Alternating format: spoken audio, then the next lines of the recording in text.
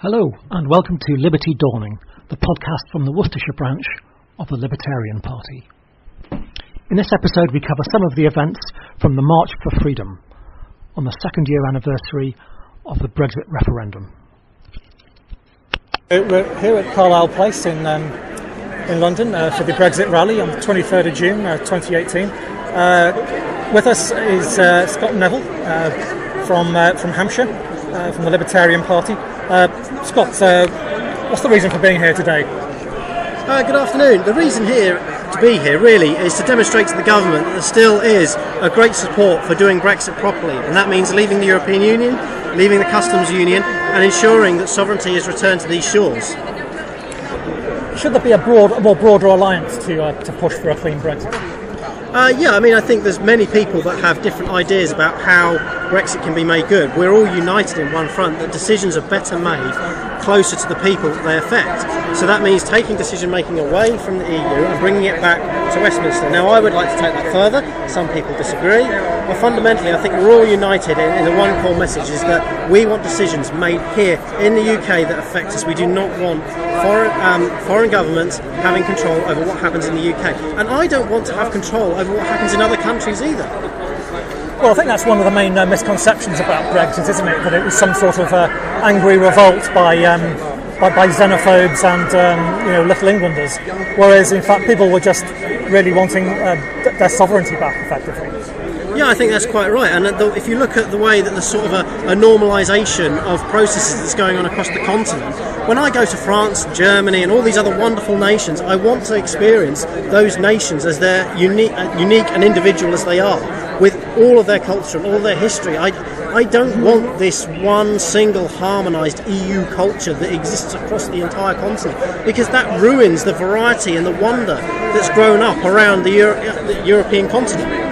And I see it's sort of a measure of true diversity, is it, effectively, the European project?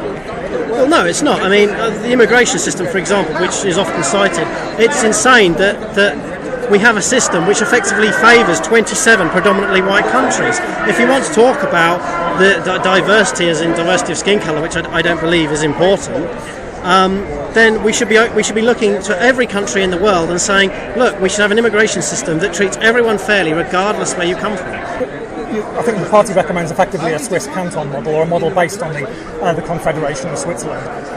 How would that work in the UK, to your mind? So I think it has to start with Brexit. I don't think there can be any radical change that happens overnight. We need to start seeing devolution to county councils. For example, welfare. Each area has different problems and different advantages, and if each area can use welfare and play to its own strength, then we can deliver a better system which is actually cheaper and tailored to the needs of local people, rather than having a top-down system that dictates everyone must be the same. So I think it should start with county councils and unitary authorities. We can then move by devolving power to borough councils and eventually passing, because that is the least threatening force that exists. The state, for example, has a huge amount of force and can make people do things. When you take the power that they have and give it to individuals, they can't really force people to do things in the same way the state can. So that is my preference of where power should lie, with the individual. Well, amen to that, and I think every true libertarian would agree with everything you've just said. We're all united in one common cause. We want sovereignty back in the UK. We want people making decisions that affect them here. We do not want other countries making decisions on our behalf. Okay, I'm sure most people here would agree with you in that. So they thought that by now the result of the referendum would have, at least some degree, start to be action. But what do you think's holding it all up, and who do you blame for that? Well, it's a combination of things, really. The establishment really doesn't want Brexit.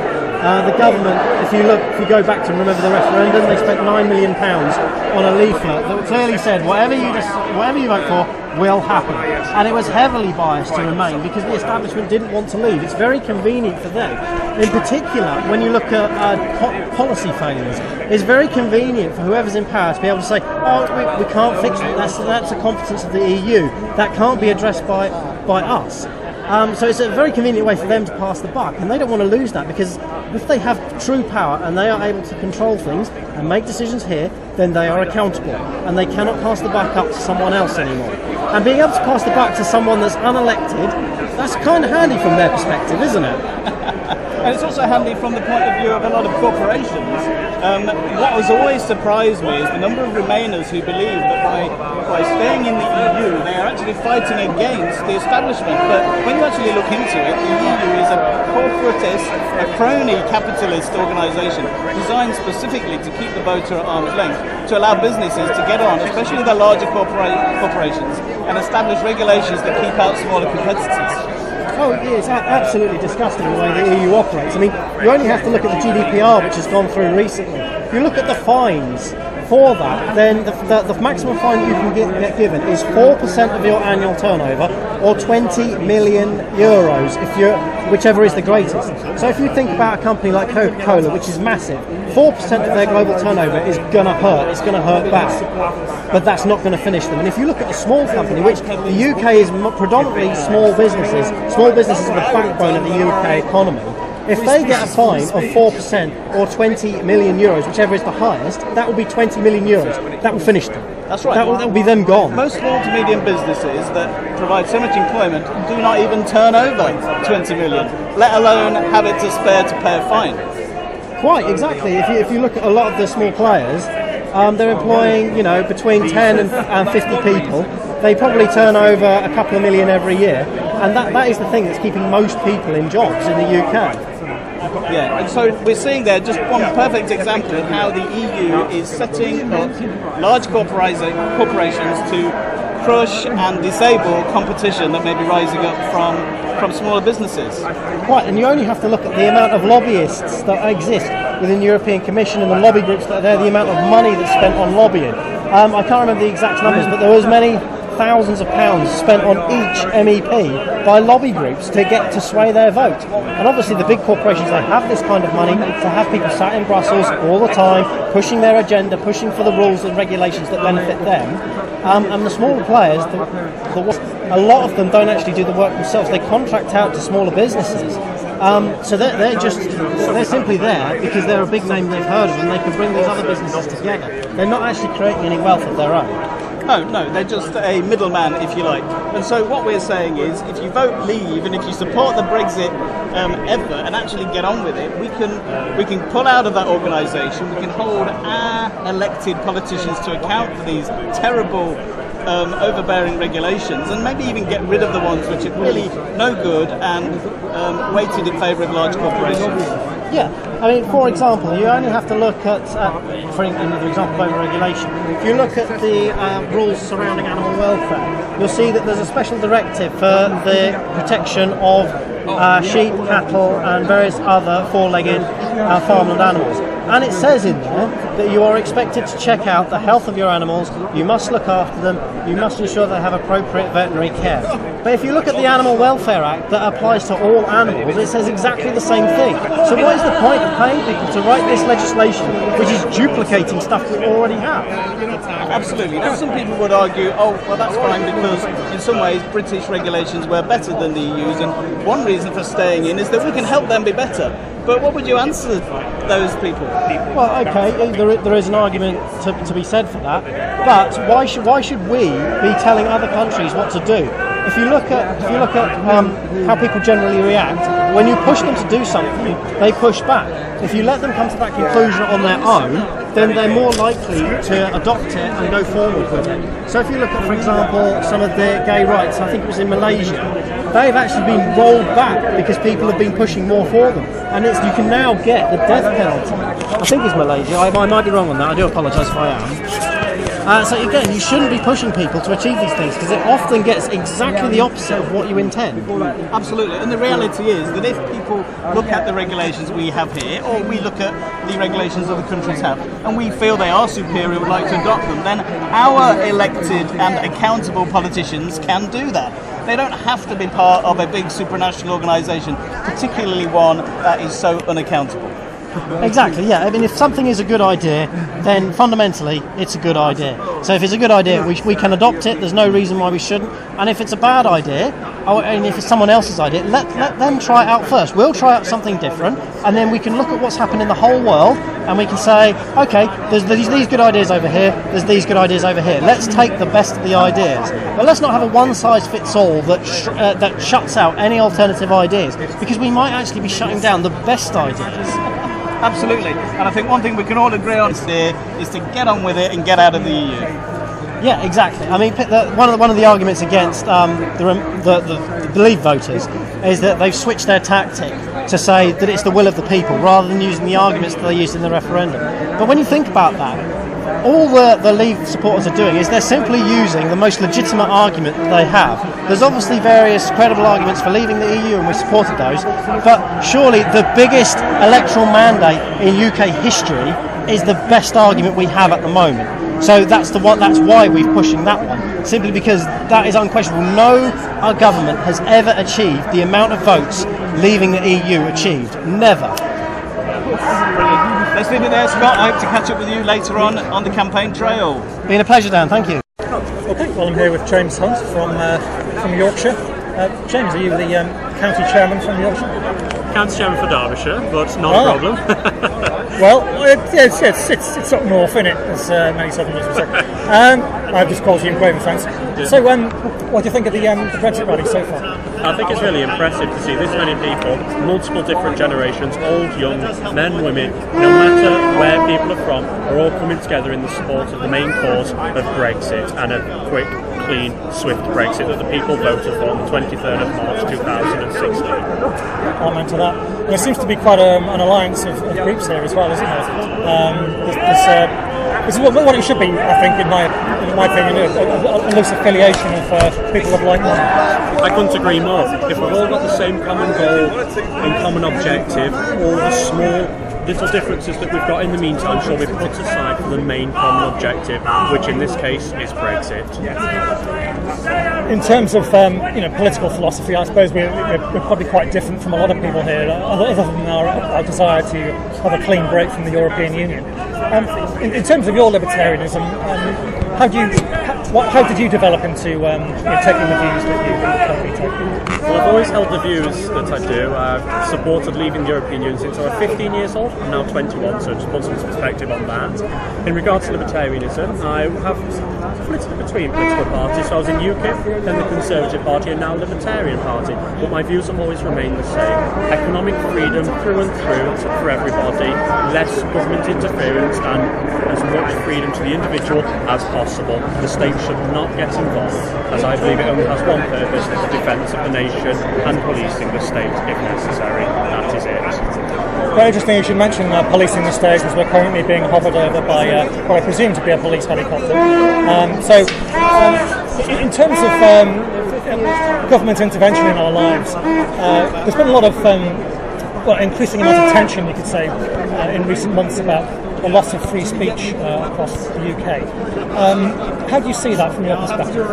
Well, from my perspective, you get it at the moment where what I like to refer to, and I will use the American term here, liberal social construction of how society should be managed. So they're dictating how society should be, what the morals are, what the norms are, and part of that is constricting people from expressing opinions which are different to themselves, which I do not agree with. I don't care how vociferous your opinion is. As someone who defends free speech myself, I will let you express that opinion, and then I will debate you and debunk your, even if the opinion is vociferous in public. It's the only way to happen. The Nazi Party was created when the German government oppressed freedom of speech. They was able to go underground. No one knew of their existence until they came back up to light. At this point, their opinions were already well formed and hadn't been debated. People only knew what they were truly like once they've got elected. Do we really want this? I don't think so. So defending free speech is always going to be key. Banning it and restricting it in the name of, I don't even know what to call it, progressive policies, that's what they like to refer to it as, is never a good idea. We've got Tommy Robinson supported here today. I do not agree with him at all. I can support where he's coming from, and I will always defend his right to express his opinion. But we never know what people like this are truly thinking, and then that's when it really gets dangerous in society. Well, I think a lot of people agree with you on that, and but that's what a loose affiliation of like-minded folks should be about. Not necessarily like-minded on all issues, but on central issues and issues that we're campaigning to change. Then an alliance of different movements can be an effective political body. Talking of political bodies, how do you see the future of the UK government in the post-Brexit world? Post-Brexit world, in terms of the government, depends how Brexit goes, whether or not the current government, meaning the Conservative Party, will remain in power or not. But with the Labour Party in the state that it is, nobody in the country trusts them, bar the very few select and hardline supporters. In regards to the government in the wider aspect, regardless of party, I think the government will do absolutely just fine. The economy will eventually, and should, already increase. The powers returned back to the government to be able to control Britain. It should be back to how it was before we joined. So, a sovereign nation again. Would you like to see that go a step further and perhaps more devolution of power down to the British regions? I'm undecided on that as of yet. I like to refer to myself as a libertarian conservative. So whilst I do agree with freedom to the individual, I don't know how effective or logically it would work if we devolved each region, let's say Yorkshire, Derbyshire, Leicestershire, Nottinghamshire, if they were all in control down to that much localised devolution. But in terms of getting control back from the European Union, it's always going to be the first step, and it's always going to be the most crucial step in gaining control again. That's great, James. Do come to speak to us again. No problem. Thank you very much. So, Dan, your fairly early thoughts. Okay, well, what I'm really liking about today is the carnival atmosphere. There's absolutely no sense that this is anything other than ordinary people coming together to express their frustration with the slow progress of the Brexit process, but also their support, that they still feel now the same as they did 2 years ago. Absolutely. We've not changed our minds. We want Brexit and we want it to happen.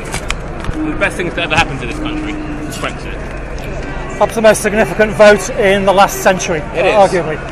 It was what, 17.4 million people, more than any general election. You know, it's one of the biggest democratic votes in British history. Now! Brexit! Now! Brexit! Now! Brexit! Now! And notice you've got the Gadsden flag as well. Absolutely. Are you a libertarian? I don't like giving myself titles, but I lean libertarian. I believe in freedom of individual. I believe in small government, low taxes. The current government taxes us too much and regulates us too much. More money in people's pockets. We need a smaller government. We need freedom of the individual. That's what this country needs now. I hope Brexit would be the start to that process. I want Brexit to be a catalyst for small government, for political revolution. Unfortunately, we might just be getting big government when we've left, and that's not what the people voted for. Absolutely. They wanted to get the shackles of the European bureaucracy off of them. They wanted to get the shackles of regulation off. They wanted to have a competitive economy. We wanted free markets and free trade. We don't want to be part of a political union. Well, I couldn't put it better myself. And you just sound so much like a libertarian. You should join the Libertarian Party. I am part of the Libertarian. I am part of the Libertarian Party. Oh, you are? Yes. Splendid. Absolutely. And Reece is perfectly right there, of course, but what a lot of people don't realise, people who are very staunch supporters of the EU, is that they are supporting the very thing they think they are fighting. Yeah. They say that they are fighting the establishment by supporting the establishment. And if they looked a little bit more closely at the way the EU operates, they would realise that it favours large corporations in favour of small businesses and ordinary working people. And the whole point of it was to hold everyone at arm's length. It was a Soviet-style organisation. It surprised Gorbachev, who said, why on earth are the EU setting up what has just collapsed in the Soviet Union? To words to that effect. but people are so enamoured by it that they really believe that they are fighting the establishment while they build it. That's the law. It's not the law.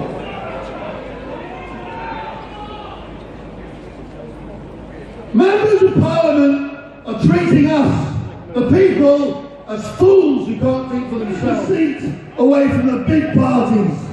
Take a seat from the lunatic left and the superclass right. If there's a by-election, then let's focus on... We must not be allowed to snatch defeat from the jaws of victory. If our Prime Minister and government really wanted to leave the European Union, they would not ask the EU how it should be done, they would be telling them how it's going to be done. Now I'd like to congratulate you all for coming out today and making a stand. Now take the next step and get involved politically. Make sure Brexit is not betrayed. Make sure that you, the British people, and your descendants are not betrayed.